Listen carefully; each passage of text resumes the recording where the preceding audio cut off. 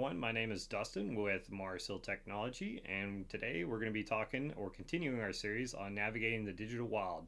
This is week 3 of 4, and we're going to be talking about the Echo and the Canopy today. AI voice cloning, deepfake impersonations, and your family's verification safe word. If you missed week 2, we have a playlist here for our Tech Talk. You can look it up or just Google it on or put it in on YouTube here, camouflage and mimicry. That'll give you kind of a highlight of what we did in week 2, and this is a continuation, like I said. So we talked about fake sites, padlock myths, URL anatomy, and safe browsing rules. So our first one we have here, our first slide, is AI voice cloning. It takes only about 3 seconds of audio to be able to clone a voice. A simple sentence is not too hard to get just a few keywords on how your cadence and your pattern is in your voice to be able to exactly clone it. Could it go past 1 or 2 sentences? Probably not. It might need a larger vocabulary to be able to do that, or more context to be able to build that profile on you. But the tools are there. These are a few examples of some of the tools that a lot of these people are using. The technology is free, it's fast, and publicly available. So it doesn't take too much for a threat actor or someone trying to commit fraud to be able to use these maliciously. And you're asking, how do they get it? Well, a lot of times they'll call you. They'll give you a call on the phone and they'll try to talk to you, and it'll sound like some sort of call center or something of that nature. They'll even spoof the actual area code to be able to think it's someone local. So be very weary of these whenever you're talking to people on the phone, if you'd ever know. So voicemails, they get it from your voicemail, videos, Facebook Live, TikTok, Instagram Reels. So anything where your voice is online, they're trying to get it and everything. For my family and for my business, I have multiple safe words that I use for both these instances, and I always say that you have to actually trust the source. So if it comes from an unknown source, it's not accurate. And when it's something that's kind of very security related, we always give some sort of one-time use password or something of that nature, so they know that it's us that they're talking to and not someone else. We'll send this with all 3 of our major ways that we send out and communicate with customers, so they know that they are. So it's a good way to do that, is you always want some sort of fallback for that. But be very careful. Listen for cadence when it comes to voice samples and things of that nature. And we'll get into that here in a second a little more. So AI voice fraud, it's exceeding 25 million in 2024. So I'm sure with these new advanced models that are coming out that we're going to see a lot more of this in the future. So be very careful whenever you're talking to people. This is a live demo that we did in class, but you're more than welcome to explore this on your own. You can just type in AI voice cloning is scary. This is a YouTube video or YouTube short that another gentleman did that talks about voice cloning, talks about just everything really AI related when it comes to phishing attempts and things of that nature. So if you watch this video, just notice how quickly that he can recreate his voice using AI tools. You know, it doesn't take too much to be able to do that. It didn't take much input to be able to do it. And a lot of times people during these emotional stress events, they just kind of throw that, that kind of suspicion to the wind and everything. So it's always good when someone's forcing you to do that. That's where you really want to kind of slow down and think about it and make sure and verify, because they're going to be using that these emotional stress things to be able to get information from you. So if you want to check it out, you can just search for that on YouTube. AI voice cloning is scary. Here's a direct link for it if you need to do it that way. The cuckoo in the nest, we're like I said, we're doing a theme of nature here, but we're going to talk about some of the classic scripts and how these kind of mimic a lot of things that, especially with the voice part of it, of other situations in your life. So the classic script now with AI powered, you've heard this one in the past, grandma, it's me, and then they'll use some sort of grandchild's name to make it sound like it's them. Used to, it was over text. Now they're actually using AI, and it's super hard to figure it out. So this is a really scary thing that's happening. Another one's been, I've been in an accident, arrested, or mugged. So they'll use a voice clone to be able to, hey, I'm in a police station, I need some money or something of the sort, that kind of thing. So be very cautious about this one. If someone's like in a police station, it doesn't take much to call the police station and to verify if that's actually a case. everything like that. So we'll talk about these safe words to use in those events too and everything. So this one's a big one. Please don't tell mom or dad. I need you to. So this is another one that they're trying to, maybe they feel embarrassed by some sort of situation or whatever, and they're kind of playing with some sort of emotions. Might be a sibling of something of that nature. So this is one way that they're using it nowadays. And usually, if someone's asking you to wire, buy gift cards and cash, whatever it might be, these are all irreversible payment methods. So you'll never get that money back. So if someone's asking you to do this or send money of some sort, that's usually a big red flag there. And unfortunately, a lot of times people think with their emotions. They're they have love for that individual or fear that something's going to happen to them, especially with grandchildren, grandparents and grandchildren. They're worried about the secrecy. Don't tell anyone. Like I said, they don't want it to get out or whatever. And it's simple as just asking the parent. Hopefully you have that kind of relationship with your parents and stuff that you can tell them anything and they're not going to judge you. But there is unfortunately some that they don't want that information to be put out, or they're more private.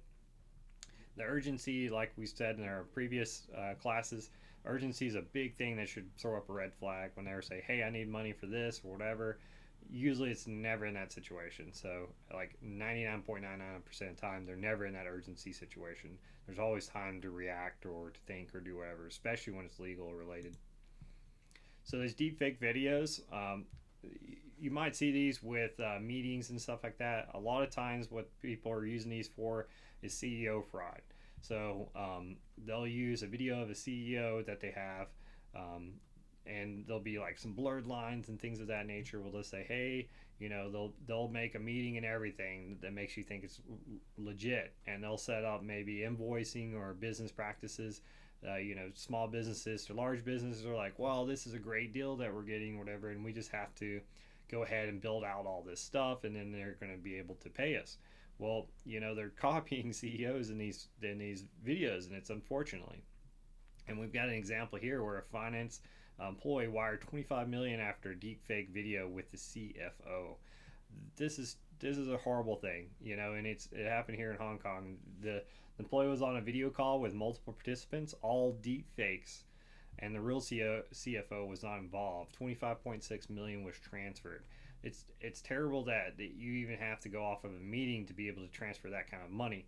There should be no employee in any kind of business that has the capability just to wire 25 million. It should be like 5 or 6 signatures, 10, 100, whatever, to be able to do 25 million wire transfers. So that's a huge thing that people are using everything.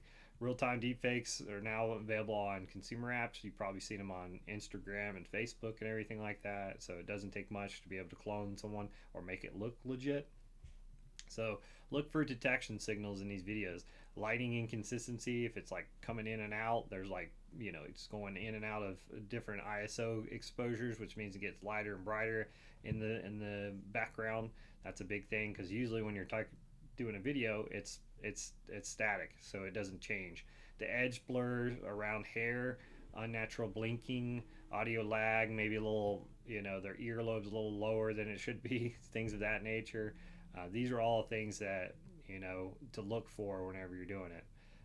And it's simple as like having some sort of verification that it's actually you, and hopefully one day here soon we'll have some sort of verification system with these deepfakes, where you can sign in or have some sort of key of some sort, like a YubiKey, to where it knows that it's you.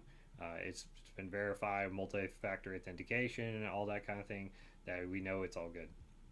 So the defense is protocol, not detection. So require a second verification channel for any major requests. Like I said, we need that two-form authentication or multi-form of authentication. Never do any kind of like big deal over like a phone or whatever. Make sure you do it all in person if possible. If you're out, make sure you have multiple ways that we can check for validity in the way it's done. Whether it might be an email with some sort of hashing or something of that nature, or some sort of digital signature.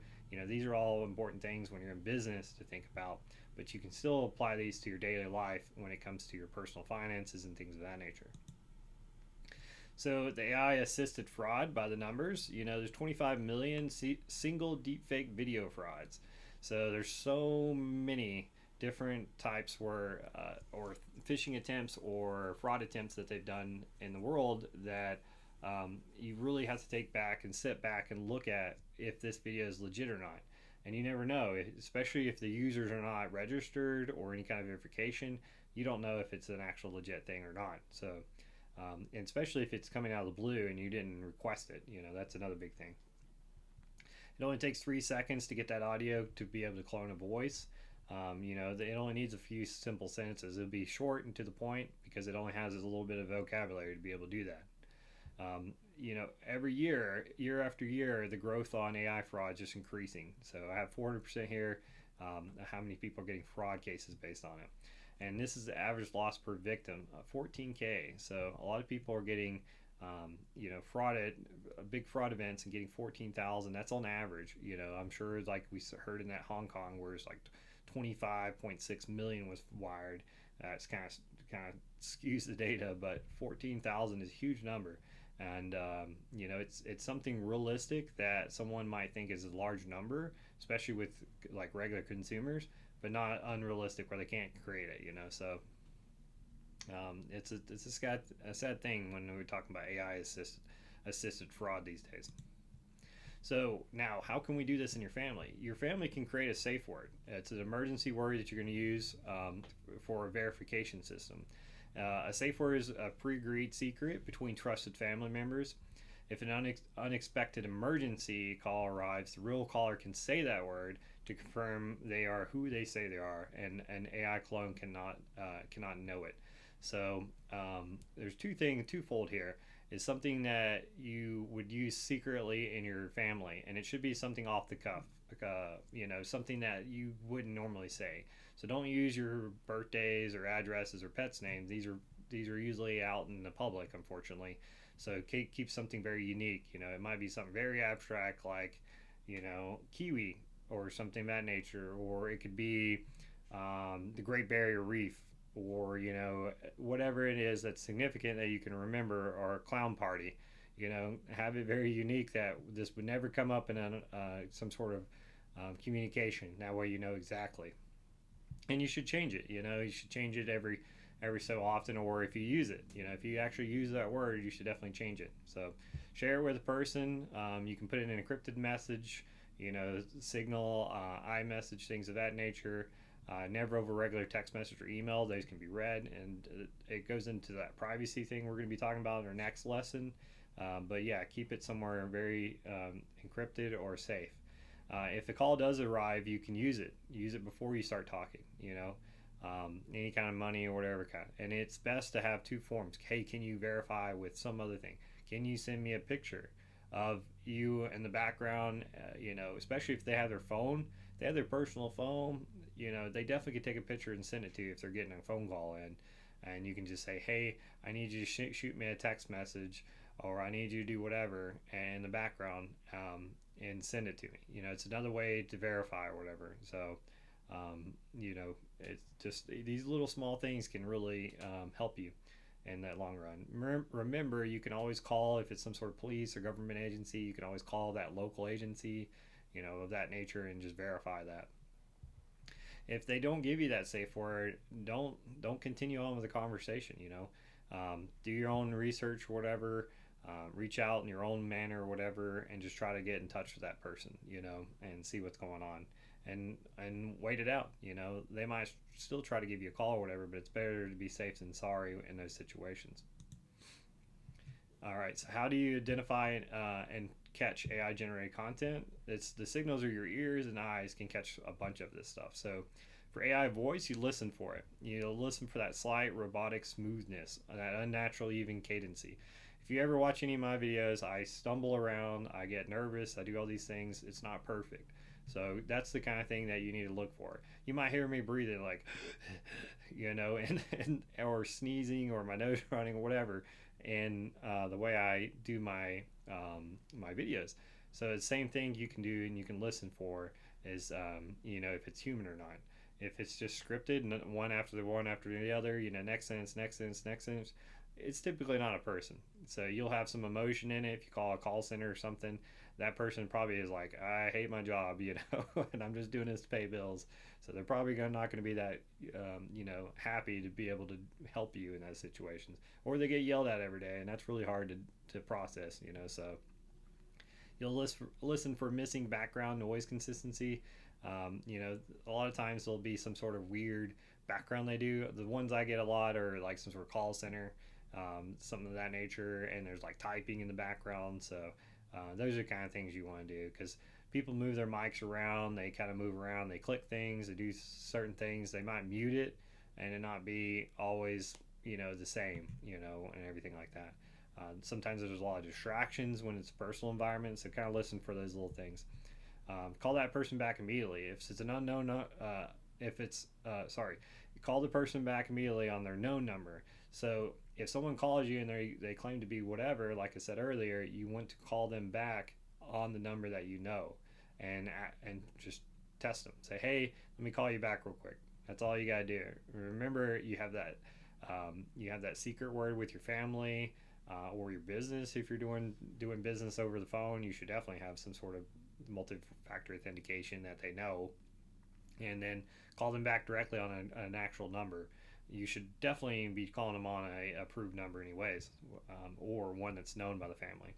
In AI video, you look for that blurring, that shifting edges around your hair and the face of that person. Typically, there'll be like some texture weird issues. If you ever play games, it looks like the graphics didn't get rendered correctly, so that's the kind of thing you're looking for in those deep video AI videos and everything.